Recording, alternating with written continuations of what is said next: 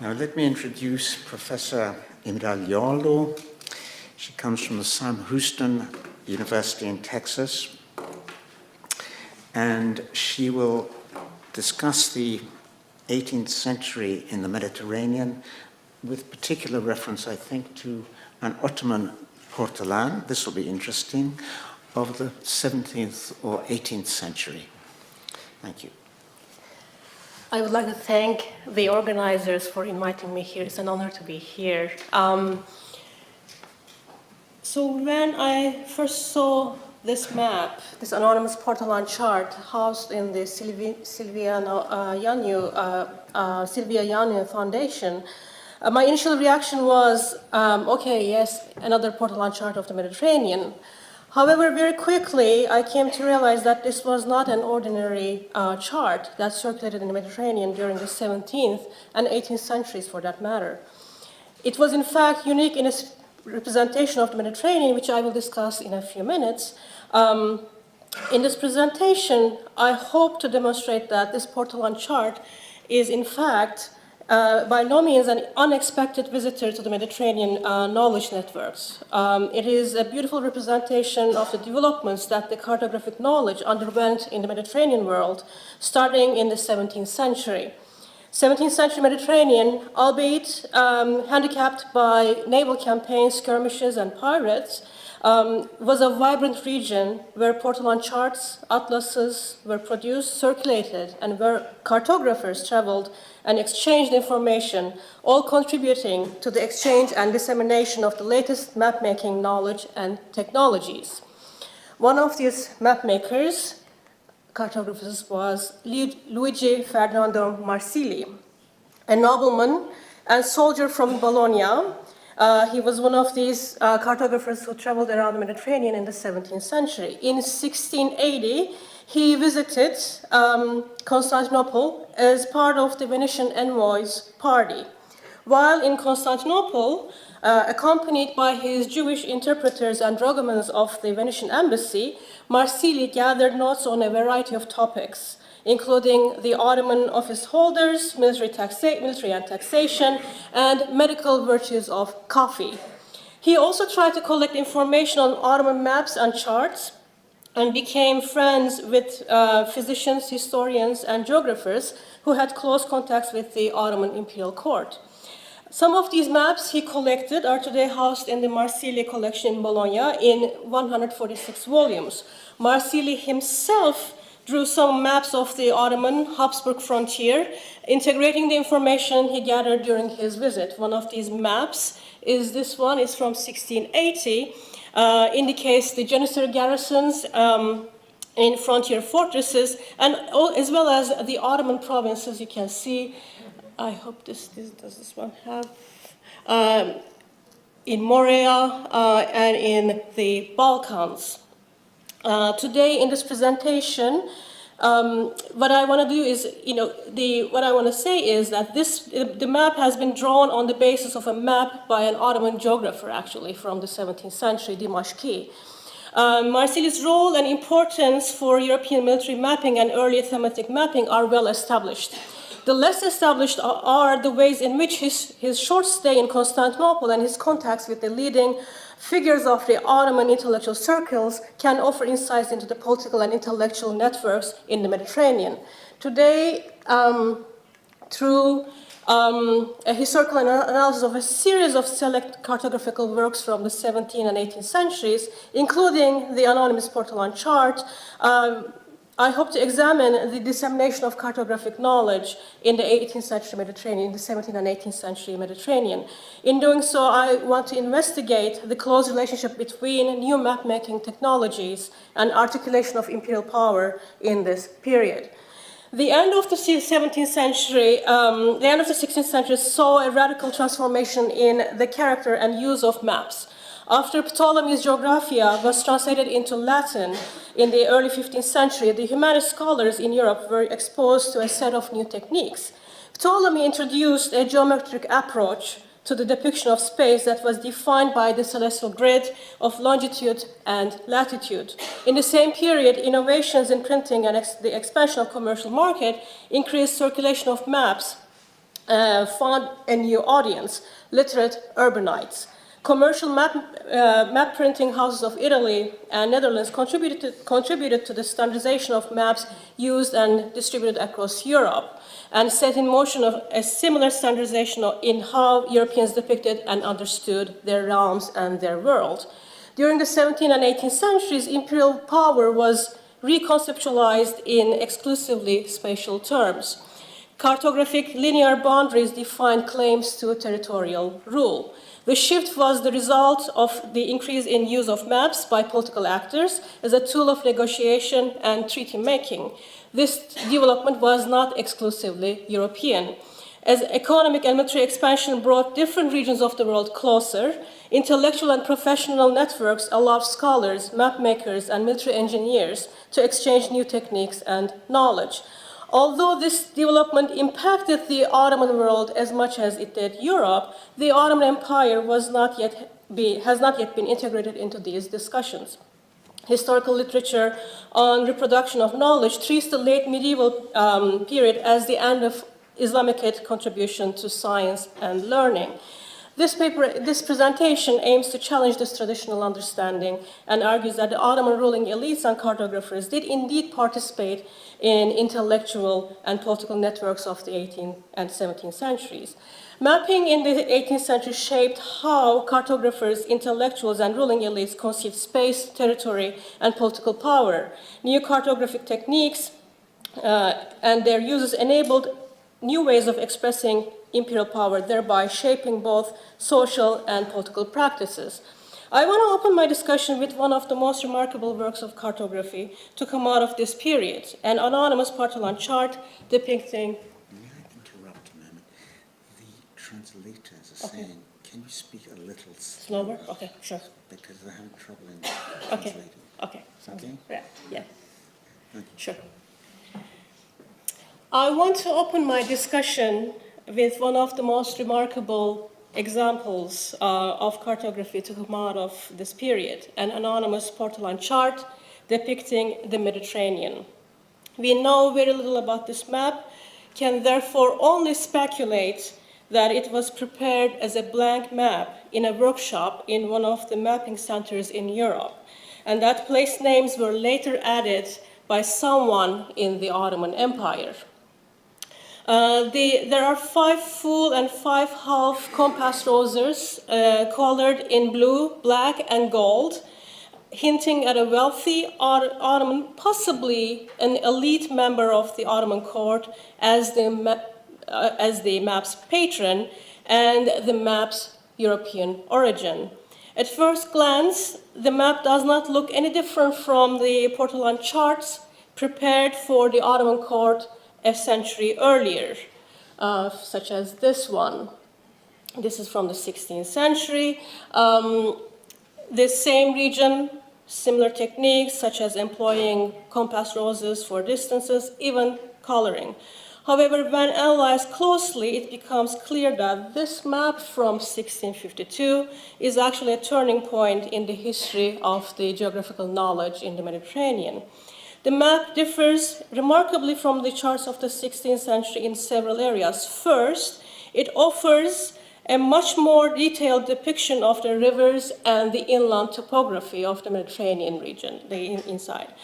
The map maker probably knew the topography of the whole region well, or at least had in his possession maps or charts of those regions. Secondly, the map marks the major cities around the Mediterranean more comprehensively.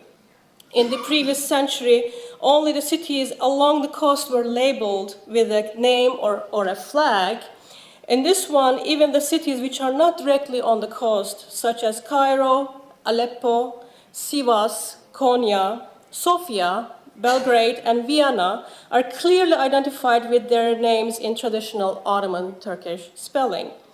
Last but not the least, the map clearly labels the 3 major regions around the Mediterranean important for the Ottomans: the province of Anatolia, Vilayeti Anadolu, of the Balkans, Vilayeti Rumeli, and of Africa, Vilayeti Africa. This stands in direct contrast to the maps and charts circulated in the Ottoman Empire in the Mediterranean in the 16th century, none of which marks the regions around the Mediterranean. The publication date of this anonymous Portolan map falls right in the middle of the military encounter between the Ottoman Empire and Venice over Crete, suggesting that the cartographer possibly thought that it was a good time to prepare a chart of the Mediterranean. Although it would be wrong to consider the labels for the provinces as border marks, they did probably provide a sense of the extent of the Ottoman domains to an Ottoman court elite. This anonymous chart is part of a large body of geographical works, cartographic works, produced and or circulated in the Ottoman Empire in the 17th and 18th century. My preliminary research in the libraries, in the manuscript libraries in Istanbul, revealed that over 100 geographical works were written and circulated in the Ottoman capital in the 18th century. This was a significant increase from the fewer than 40 geographical works circulating in the 16th century. Along with this increase in the number came variation in the content of these accounts. In the 16th century, travelogues, works on mathematical geography, and Portolan charts had been the principal source of geographical knowledge. Starting with the second half of the 17th century, original works on world geography, cosmographies, ambassadorial accounts, translations of European atlases now circulated more frequently in the empire. What accounts for this increase in geographical works at this time? Military events like the 25-year conflict over Crete might explain this increase, especially that of the cartographic works. The maps still held symbolic and practical value during the battles. Between 1645 and 1699, Venice and the Ottoman Empire engaged in a proctorated war over Crete. Although the war resulted in the victory for the Ottomans and marked the end of the Latin presence in the Eastern Mediterranean, it exhausted the Ottoman economy and the patience of the public. For Venetians, the long war offered an opportunity to keep a fleet stationed in the Eastern Mediterranean for almost 25 years. During the war, both sides could keep an eye on trade and politics of the region, on pirates and the British and Dutch merchant ships. The encroachment of the Atlantic powers on the territory once controlled by the Ottomans and the Venetians also spurred the production and circulation of geographical works in the Mediterranean world. One of these is Katip Çelebi's translation of Gerardus Mercator's Atlas Minor. A leading figure who provided the Ottoman court with translations as well as original works, Katip Çelebi was a historian, biographer, and a geographer. After receiving a traditional madrasa education, he joined the Ottoman Chancery as an apprentice in 1622. In 1635, he gave up his career as a scribe and embarked upon a wide-ranging and eclectic studies, including religious sciences, law, mathematics, astronomy, and geography, and in particular, maps. He was one of the most prolific Ottoman authors. We know that he became well accepted in Constantinople's intellectual circles. Western scholars like Marsili are known to have contacts in those circles. There is no evidence actually that Katip Çelebi and Marsili met, but we know for sure that Marsili knew of his works. Katip Çelebi was one of the most prolific Ottoman authors. He left about 18 works on a variety of topics, encyclopedic projects, translations, occasional treatises, and didactic and entertaining compilations. Katip Çelebi prepared this translation of the Atlas between 1653 and 1655 with the help of Mehmet İhlas, a former French priest and a convert to Islam. In the first instance, the work provides a more comprehensive and more detailed presentation of the world for its audience than the atlases of the previous century. His translation is 429 folios long, and it includes 148 maps. It opens up with a world map, followed by generic maps of each continent, such as Europe, Africa, And then more detailed charts of each state in Europe, state, Africa, and the New World, while some maps of the British Isles and Spain are left empty. Others, such as Anatolia and Japan, are very detailed, with place names, topographical indications. I should also note here that all these maps were drawn by Katip Çelebi, whose cartographical skills were limited at best. Katip Çelebi probably left the empty maps aside in hopes of filling them out later. Even though Katip Çelebi prepared this translation for his own purposes, nobody commissioned this translation, so it was completely for his own purposes. His translation was copied several times in the 18th and 19th century. There are 14 copies of this work now extant, 5 of which are from the 18th and 9 from the 19th century.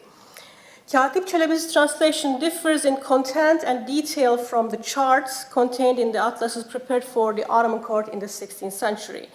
The atlases from the 16th century almost exclusively focused on the Mediterranean, such as this one from 1560, Walter Sea Atlas. This is the central Mediterranean, and mostly omitted the farther regions such as the Indian Ocean or the New World. The primary aim in the 16th century atlases was to aesthetically depict the important regions of the world for the Ottoman imperial court, such as this one. The famous Black Sea chart of the Walter Sea Atlas, where you can see actually the beautiful depiction of the Constantinople.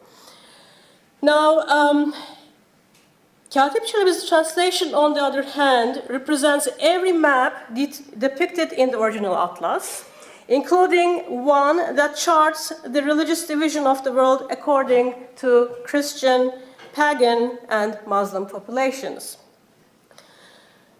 Furthermore, as opposed to the atlases of the 16th century, which only had single copies each, as I told you, the Katip Çelebi's translation was copied several times. This speaks to the fact that while in the 16th century, the literary public was confined to the members of the imperial court, administrative and military officials, religious functionaries, students, and other scholars, when it came to the 17th and 18th century, geography entered the libraries of wider public, especially non-scholarly educated merchants and townsmen. As I told you, according to the literature, Marsili knew about the Katip Çelebi's work. Marsili left valuable depictions of the boundaries of the Ottoman Empire, its military, peoples, and the Christian churches, harem, and the air quality in Constantinople. Upon his return from Constantinople, Marsili offered his service to the Habsburg court. After the Treaty of Karlowitz in 1699, he served as the Imperial Boundary Commissioner to draw international Habsburg-Ottoman Venetian border. He mapped and marked the border in the field with the help of Johann Christoph Müller. They created a geometric line, a border in its modern sense. This brings us back to the anonymous Portolan chart of the Mediterranean from the 17th or 18th century. We do not know much about the map. The evidence, however, again suggests that it was prepared as an empty map and the place names were later filled in. The chart contains a single windrose, as you can see here in close-up, which is atypical of the early modern Portolan charts. The compass rose in black and brown on the map do not have navigational lines emanating from it. This can mean two things. Either the map is incomplete and that the cartographer was planning to add more compass roses on it later on, or the map is complete and the compass rose is on the map entirely for decorative reasons. The compass rose is also decorated with a fleur de lis, which might suggest European origin for the map. The chart from the 1652 also bears compass roses with the fleur de lis on them. In our chart, the coastal lines, as you can see, are marked with black ink, while the islands are marked with blue, red, green, or yellow ink. The place names are in red and they are in traditional Ottoman Turkish spelling. There are very few topographical markings on the map, and they're on the islands of Sicily, Crete, and Cyprus. In the region around the Marmara Sea, this is the larger one, but in the region around the Marmara Sea, here, some markings label the lakes, the big lakes in the region. As you can see here, over here. In the same area, you can also see the old city here of Constantinople is also represented. On the map, one can also see the castles and castles marked around the Italian peninsula. Here, I think, yeah. On the map, one can also see the castles marked around the Italian peninsula and on the islands of Corsica and Sardinia. All these markings give the impression that they are drawn rather quickly to be worked on later on. And there are almost no markings on the interior regions on the map, except for, after I saw the map in a real replica on the wall, except on Morea and Polia. In those regions, the mark actually marks the province of Polia and province of Morea, Vilayeti Polia and Vilayeti Morea. This might also again, gives the impression that more labels were to be added later on, possibly. There is one significant characteristic of the map we do not see in the Portolan charts from the 16th or the 17th century, for that matter. As I mentioned above, the chart does not have navigational lines emanating from the windrosses crisscrossing the whole surface. It does, however, have longitudes and latitudes clearly labeled on it. This we don't see at all in the Portolan chart circulating in the Mediterranean within the Ottoman domains of the period. You can see, I hope I can show it here, over here, and the latitudes you can also see here, and the latitudes also have numbers on them, clear numbers on them in Ottoman Turkish. Now, according to the literature, the Ottoman world or the Mediterranean world in the 18th century were not concerned with what European map makers and map users increasingly promoted as a scientific model of collecting, measuring, and presenting geographic information. According to this view, the World Atlas, published in Constantinople in 1803, represents the gradual adoption of such ideas and practices in Ottoman cartography in the course of the 19th century. This atlas was prepared for use in the new Ottoman Military Engineering School. The maps in the atlas were taken from an edition of William Hadden's General Atlas. The atlas was translated into Ottoman Turkish and with all maps re-engraved. The purpose was to introduce the students and the faculty in the new school to contemporary European cartographic practices, and as such was linked to 19th century efforts to transform and modernize Ottoman military. In the light of this anonymous atlas, however, from the 18th century, I would like to argue that the process of adopting scientific methods into cartographical representations started much earlier in the Mediterranean. The cartographic works discussed in this presentation suggest that the Mediterranean region was in fact familiar with the contemporary European practices of collecting, measuring, and presenting the new geographical information. The process of adopting new geographical techniques, or at least emulating them into cartographical compendia, already started in the second half of the 17th century and continued well into the 18th century. Our anonymous chart is a great example for this development. The chart does not label the states or empires with borders. However, it is the first Portolan chart, to my knowledge, that marks the longitudes and latitudes in an effort to scientifically represent the Mediterranean. I have to note here to conclude that this development did not have an institutional backing in the Ottoman Empire as it did have in Western Europe. what we are talking about here, independent intellectuals and cartographers and scholars who are leading in this enterprise. Their interaction with figures such as Marsili, I would like to suggest, opened the gates to the intellectual networks in the Mediterranean to the new techniques and knowledge. Thank you.